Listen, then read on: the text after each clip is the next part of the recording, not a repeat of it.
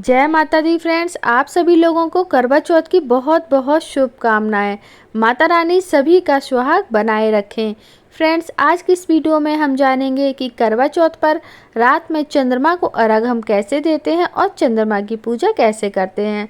Friends देखिए, सबसे पहले तो आप पूजा कर लीजिए। जो हम कैलेंडर की पूजा करते हैं, करवा माता की, गणेश भगवान की, शंकर भगवान की, पार्वती माता की, जो कैलेंडर में सब बने होते हैं उनकी पूजा करते हैं, तो आप वो कर लीजिए। अगर वो पूजा आप अपने घर के अंदर करते हैं तो आप कर लीजिए, नहीं तो अगर छत पे करते हैं चंद्रमा के साथ तो आप तब कर लीजिए। ठीक है, तो मैंने पूजा देखिए कर ली है और सारा सामान जो चंद्रमा को हम अर्घ देंगे उसकी थाली भी लगा ली है। तो इन चीज़ की हमें ज़रूरत होगी चंद्रमा को की पूजा करते समय। तो देखिए, सबसे पहले जब आप चांद निकल आएगा तो सबसे पहले आप चंद्रमा को अर्घ देंगे इससे करवा से। तो करवा का विशेष महत्व होता है करवा चौथ पर। अगर आपके यहाँ मिट्टी का करवा इस्तेमाल होता है या फिर पीतल का इस्तेमाल होता है तो उससे आप अर्घ दे दीजिए। ठीक है, इसमें पुष्प डालकर, चांदी का सिक्का डालकर, जैसे भी आपके यहाँ होता है। सबसे पहले चंद्रमा को हम अर्घ देंगे, उसके बाद हम दीपक को प्रज्वलित करेंगे और धूप दीप चंद्रमा को दिखा देंगे। ये सामान मैंने लिया हुआ है। ठीक है, और इसका वीडियो भी फ्रेंड्स मैंने अलग से बनाया हुआ है कि चंद्रमा की पूजा में हमें किन किन चीज़ की आवश्यकता होगी। देखिए, अब हम हल्दी से, रोली से इस तरह से हल्का सा छींटा दे देंगे। आप चाहें तो ये पूजा बैठकर भी कर सकते हैं कि बैठकर आप एक जगह बैठ जाइए और चंद्रमा को देखते जाइए और उनके नाम से पूजन करते जाइए।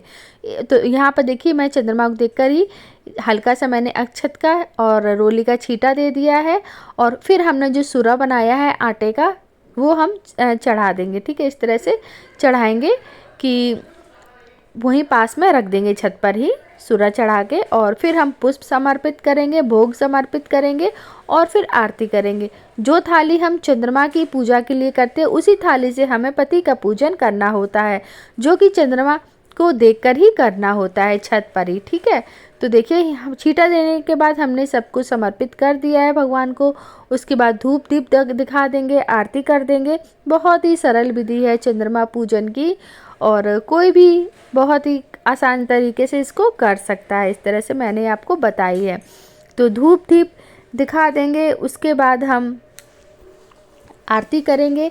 आरती आप गा लीजिए, अगर आपको चंद्रमा की आरती आती तो आप आरती गा लीजिए। और अर्घ देते समय अगर आपको मंत्र जानना चाहते हैं कि मंत्र मैंने कौन सा बोला था तो आपको डिस्क्रिप्शन बॉक्स में मंत्र भी लिखा हुआ मिल जाएगा। अब हम आरती कर लेते हैं, उसके बाद छलनी से हम चंद्रमा को देखेंगे। जिस छलनी से हम चंद्रमा को देखेंगे उसी छलनी से हम पति देव को भी देखेंगे, पति का पूजन भी वैसे ही करेंगे। इस तरह से चंद्रमा पूजन किया जाता है। तो फ्रेंड्स, 3 बार इस तरह से हम उस जहाँ पर खड़े हैं उसी जगह पर 3 बार हम घूम जाएंगे। ठीक है, यानी कि परिक्रमा लगा लेंगे। तो देखिए, चलनी आप स्टील की ले लीजिए फ्रेंड्स।